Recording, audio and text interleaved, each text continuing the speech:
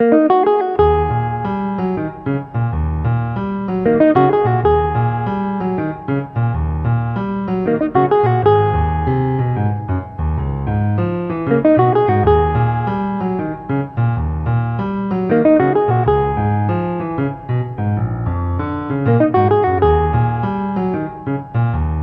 everybody, this is Brent.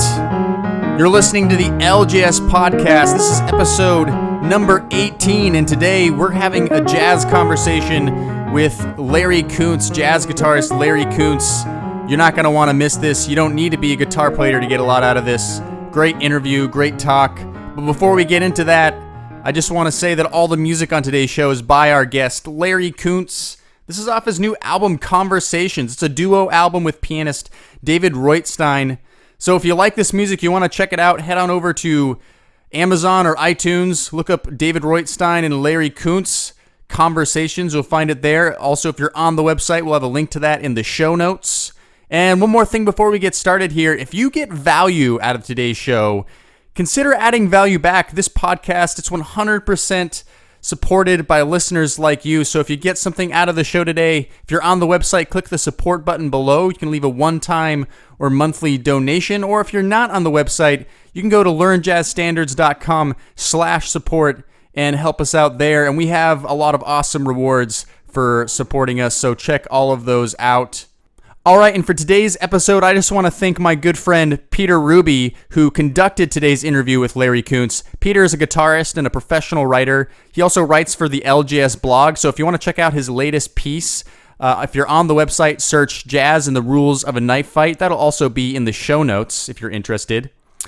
But let's talk a little bit about our guest today, Larry Koonse. Larry Koonse is an internationally renowned jazz guitarist. He's been recorded on more than 300 albums. He's recorded with Ray Brown, Bob Brookmeyer, Jimmy Rouse, Warren Marsh, many, many others. He's a fantastic, phenomenal guitarist from Los Angeles. Incredible player, really worth learning about, really worth checking out if you haven't before. And on today's episode, we're starting with part one, where he's talking a little bit about his career, his beginnings, how he got into playing jazz and the guitar, studying in college, his time studying with Jimmy Weibel, and even at the end of the episode, he talks a little bit about playing with space, and we're going to be continuing the conversation next week with part two, but here's a great start for you, so I hope you enjoy today's episode. I know you're going to get a lot out of it, so without further ado, I'm going to leave it to Peter and Larry.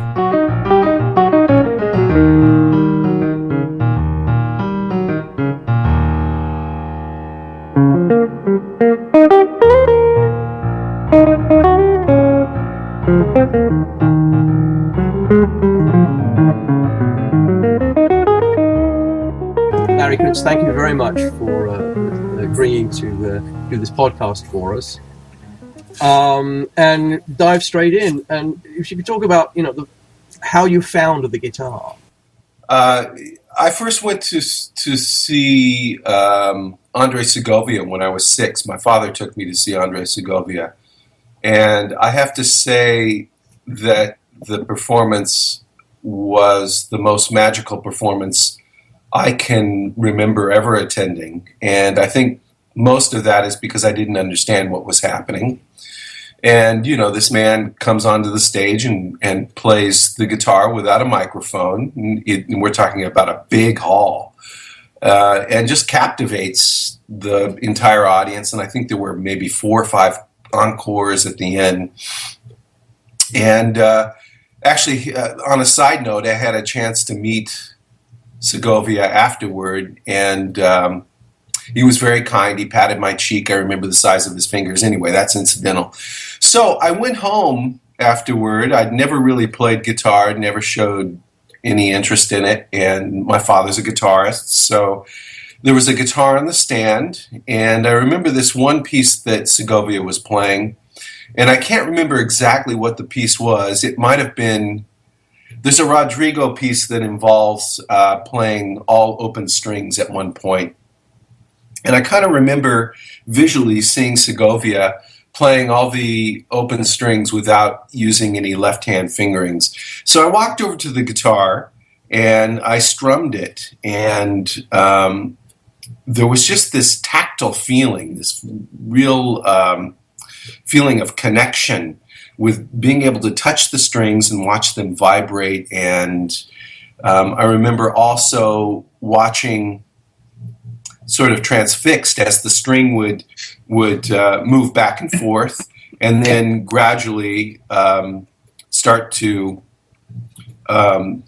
decrease the oscillation and eventually be still again. And that fascinated me. I mean, you said your dad was a guitar player, but I mean, he was a pretty well-established guitar player. I mean, I know he worked with George Shearing for a while. Yes. And he was in Warren. He played with Warren, a Warren Marsh. Yeah.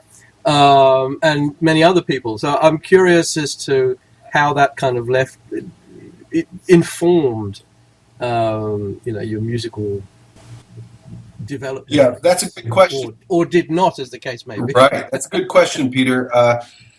And I think there are a couple of parts to this answer. The first part to the answer is that, records of Bill Evans, and he was a huge Stan Getz fan.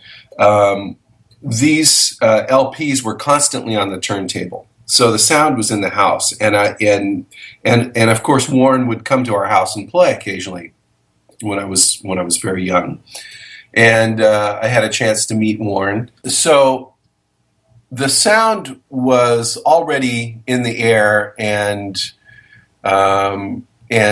sort of creating its magic on some level. Although initially I studied classical guitar.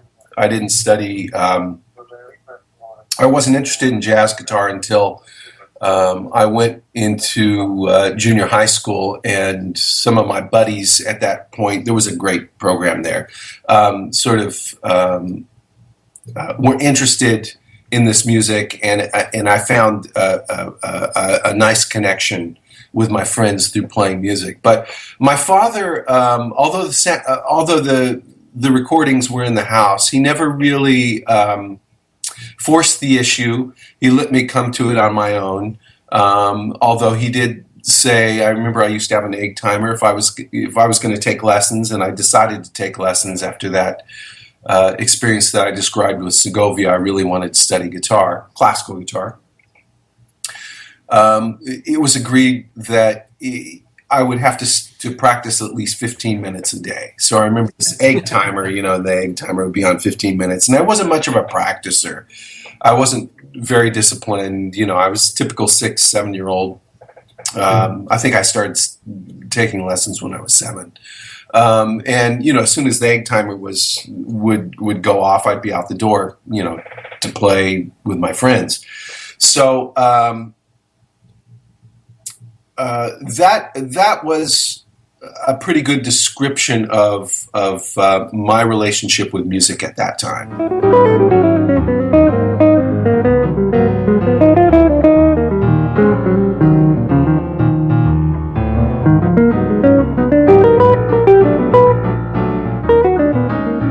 So yeah, we've talked before. I have this 13-year-old now, who's been playing from about the violin from about the same age you started. Yeah, and he's been playing classical music, and he certainly enjoys it. It's created a great experience for him. But since he's been seriously getting involved with playing jazz in junior high, the difference has been remarkable. I mean, it's just something he has taken. I mean, here's a kid now, a 21st century kid, who walks around the house half the time listening to, whatever the latest rap, Little Sledgehammer or whoever the latest rapper is. Half the time, and the other half of the time, he's singing, Clifford Brown solos. Yeah.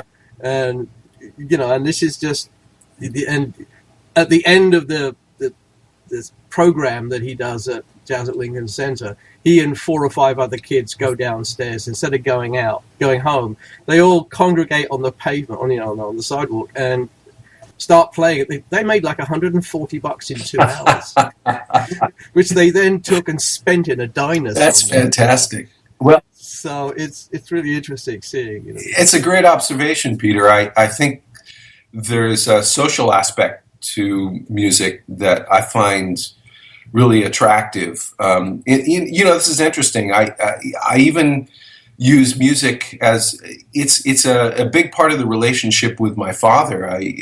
We're not when we're together, despite this huge affection for each other, we're not really conversationalists. But when we play, it sort of takes it takes the place of that void that exists. Right. Yeah. Yeah, yeah. It is funny because I try not to play too much with Benjamin, but I do play with him sometimes. But I want it to be his music, Yeah. rather than something that my dad does. So let me get involved with it because of that. Right. Right. But I'm also the anti-dad because it's funny. Your father said you have to play for 15 minutes, and certainly at that age, I kept saying to Benjamin, "You don't have to do this. You can quit anytime you want." No, I want to do it. So, okay, well, if you want to do it, then you have to practice. You can't half do it. So Yes. make a choice. So that I was sort of I heard stories of people who used to practice piano with. I think Victor Borge used to talk about having his teacher stand behind him with a rolled up newspaper, hitting him on the head when he didn't practice.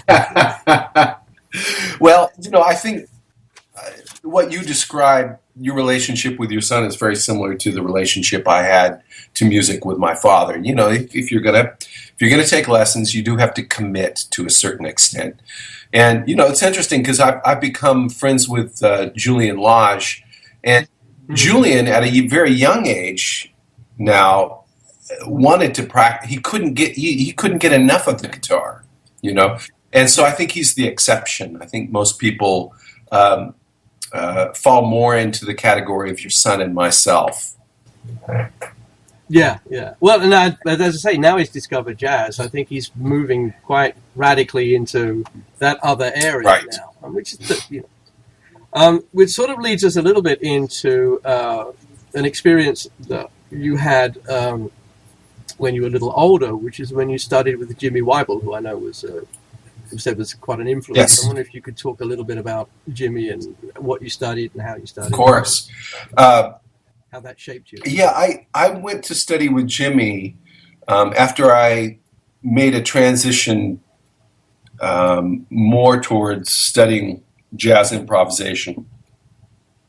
I guess that transition was when I was in junior high. I was about 13 and became interested in that music through the social aspect of playing with friends, and they had a very strong program. And that became my thrust, and classical music sort of fell by the wayside at that point. And my father had a relationship with Jimmy, and of course had known about Jimmy because Jimmy was quite well known in different periods, especially well known for his work with Benny Goodman and some of the early swing artists. So when I became interested in jazz, my father knew that it was probably going to be a good idea to find a teacher that would be substantial in terms of sort of giving me an idea about voicings, guitar voicings, and reading, and learning how the music feels. And he thought that Jimmy Weibel would be the best fit for my study at that point.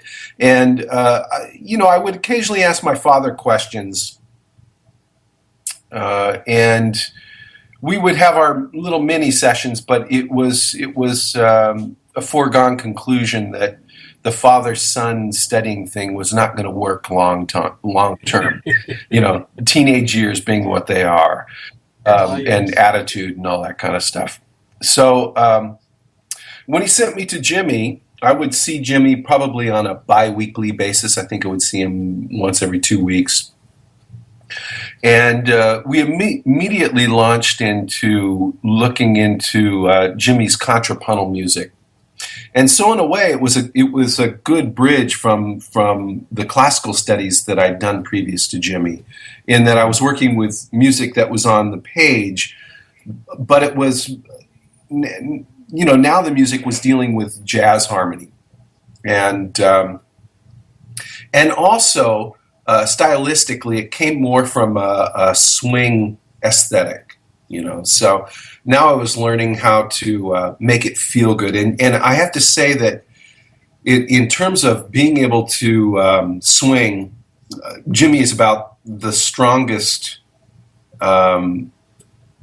player on the guitar that I think I've ever heard. He had a time sense that was just immaculate, and he had a way of making the music just feel so good.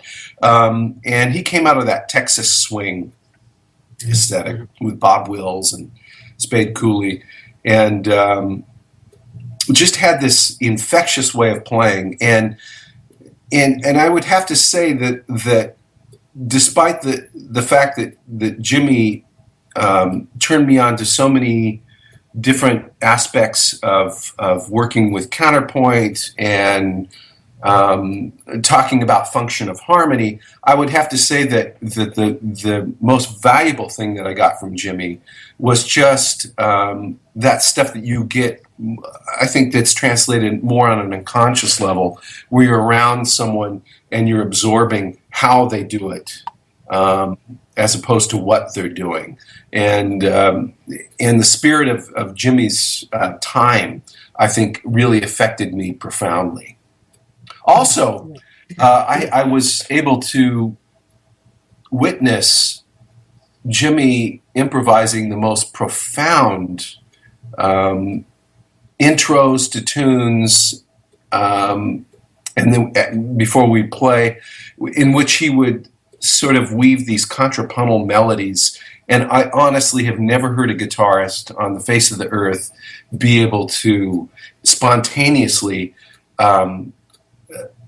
put together these contrapuntal, how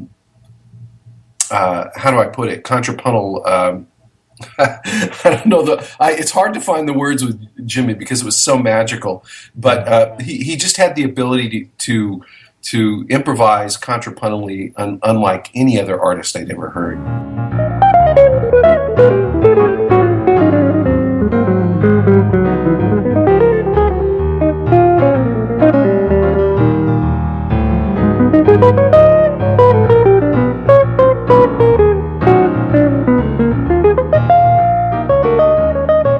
So if we could sort of move on, so because you've had a really interesting career in terms of music and the influences, and in college, you went to college to study music, I guess, right? But you the first person to get a degree from USC, University of Southern California.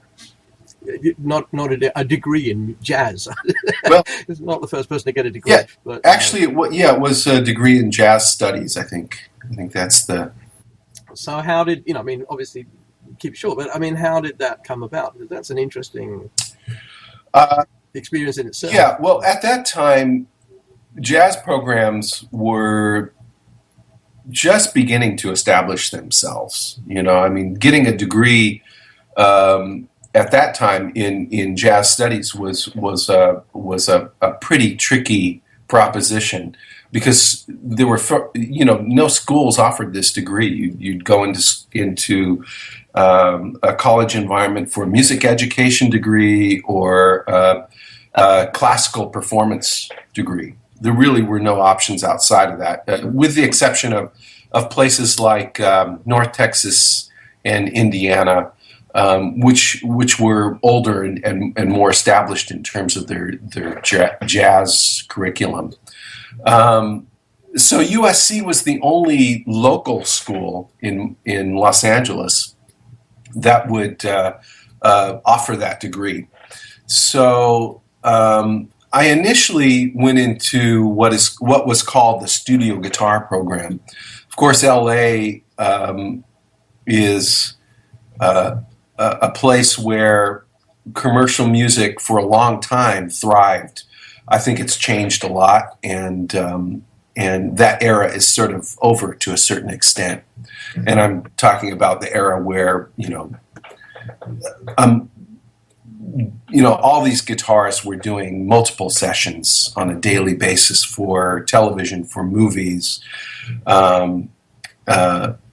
To a certain extent, that doesn't exist anymore. But this program was fashioned to sort of address the skills that a guitarist would need to go into that kind of situation. So it wasn't a happy marriage for me because I was still trying to figure out my place in the world, and did go to several studio sessions through friends of my father's, and didn't really enjoy the environment. First of all, musically, it wasn't that interesting, and it seemed like most of the players were more enthusiastic about their 401ks, and for me, it wasn't about that. I was really attracted to the music.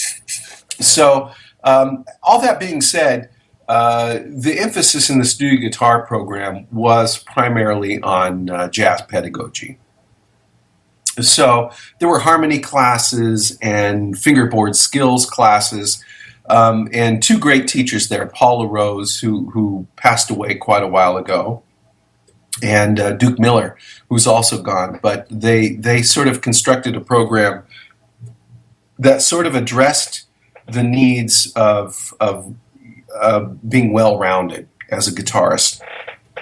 And Duke in particular was very methodical with his fingerboard approach. He had a system called the zone system, which sort of liberated the entire fingerboard and addressed all those mysterious parts of the fingerboard that sometimes are not examined as deeply, like, around the 12th fret, right below the 12th fret. So it was in the last year at USC that they were toying with the notion of creating this jazz studies degree. So basically I jumped ship from the studio guitar program because I was faced with playing a recital in which you play country western and you play some fusion styles and some R&B styles. And not that I don't like this music. Some of this music is beautiful, but I just knew that I was not a jack of all trades kind of player, and I wasn't skilled at it. And I didn't have the deep affection that was necessary to really go into that field and thrive, being a studio guitarist, that is. So I took advantage of this new degree offering and ended up getting my degree in jazz studies. It's interesting you talk about not, sort of being a purist to a degree in terms of your interest. But, as somebody that's listened to your recordings, and there are, thankfully, a lot of recordings of you, you have a very wide range of music and playing. Yes. One of the things that I've always found really very admirable about what you do is, you have this thing that Jim Hall has to a degree where, you're a great leader, but you're a terrific supporting player as well, an accompanist, which is an art that a lot of people... It's a really subtle art, which I aspire to, but it's really interesting how to do that to make it interesting and not get in the way at the same time. I wonder maybe if you could talk a little bit about that, because everybody always talks about thrashing and shredding and but it's all this other stuff that is really interesting. Thank you, Peter. And I think you're right. I think I do. There is a strong part of me that enjoys accompanying somebody and supporting them, and not taking the lead or more prominent role. There is something to the art of finding an environment for somebody, for them to really sort of be able to tell a story, for them to be able to bloom in whatever way, that I find really appealing. So I like to work with singers that come from that perspective. Now, not all, some singers, I love working with singers that are, that have a little bit of give and take. So, you're offering them an environment, but they also give you a chance to sort of interject It's so much like having a conversation like we're having, in that somebody holds court for a while, and you respectfully sort of provide.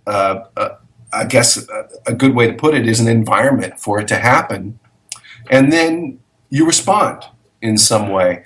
And those are my favorite kinds of singers to work with. And I've been fortunate to work with, I think, some of the greatest singers on the planet from the get-go. And my aesthetic is that I think less is more if the situation is asking for that, because then it really allows for elements to sort of take hold. And with the exception of, I worked a lot with Luciana Souza, who's an incredible Brazilian singer. And for me, it was a real stretch because Luciana's a virtuoso, and she comes from Brazil. She really understands that music, and for me, it's a kind of music that I'm learning secondhand. Culturally, I don't know about that culture. I have been there, but I haven't really learned it from the perspective of really studying the way their language works, and I'm talking about their musical language. So for me, it's always been intuitive and sort of a learning process of just sort of listening to what's around me. And in that context, sometimes you can't. Less is more is not the aesthetic. Sometimes you have to come up to the bar. It's a little different. It's a different way of operating. Sometimes you have to be more rhythmic, and you have to fill up the space in a different way. So for me, that was a bit of a stretch. But in general, I think less is more is a good way of approaching it. Yeah, it's interesting that I've always found that playing guitar and voice is always a very it's somebody else's voice, not mine. It's always a lot of fun, but there are quite a few singers who find that very daunting because of the space, because you don't have that piano left hand and right hand at the same time with the whole approach is there are singers that rise to that. Right. The ability to use space. And in fact, it's interesting listening to some of the recordings that you've made where I've had to listen 2 or 3 times and realize, wow, there's actually just you and a bass player. There is no drummer there. It's because it doesn't feel as if there's anything missing. And it's not that you're playing lots of notes. The flow is something I want to talk about in a minute, but it's how you use space. And I realized not that long ago, having thought about these, I'm at an age now where I actually start to think about stuff in ways that I didn't when I was younger. Yeah. And one of the things I've realized is that playing duos in particular, or playing solo guitar, which you haven't recorded an awful lot, but I'm sure you do extremely well, is about using how you use that space. It's not always about filling it up, but it is about how you conceive of using it. Absolutely. It's interesting because I went through a long period where I examined how there's something about the way the cello sounds, the range, the sound of the instrument that is really appealing to me. And when I was on the road with Cleo Lane at a very young age, I was afforded the opportunity to hear some really incredible string players in the various orchestras that we would play with, essentially doing pops concerts. Philadelphia Orchestra, we're talking about really high-level string players. And I would always watch the cellists warm up and play long tones, and they work to make the bow seamless. The bow's going one way and then goes the other way, and you don't hear any break in sound, and you hear this beautiful seamless sound. And I always felt that guitarists sort of neglected this. All my peers that were guitarists at a young age, and I'm including myself, we were all sort of trapped in the notion that technique had to do more with being able to play at a higher metronomic marking, and really not valuing the sound of the instrument or valuing the fact that a note decays and then there's silence. And what I noticed with these string players was that they were really getting into sound, trying to make a rich sound and connecting with it. And that had a huge impact on me.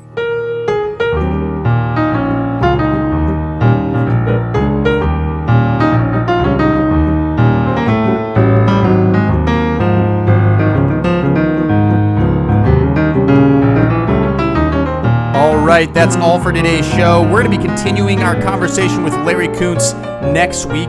And if you have any comments to make about today's episode, feel free to leave us a comment in the comment section below if you're on the website.